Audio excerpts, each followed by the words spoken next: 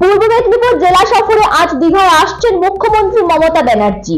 দীঘায় নির্মাণমান জগন্নাথ দেবের মন্দিরের কাজ পরিদর্শনে আসছেন মুখ্যমন্ত্রী।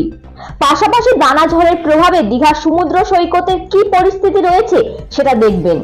পানীয় জলের জল জীবন মিশন আবাস যোজনা থেকে শুরু করে সরকারি প্রকল্পগুলি মানুষ সঠিকভাবে পাচ্ছেন কিনা সে বিষয়ে খোঁজ নেবেন বলে জানা গেছে। ব্যুরো রিপোর্ট, বাংলার কথা।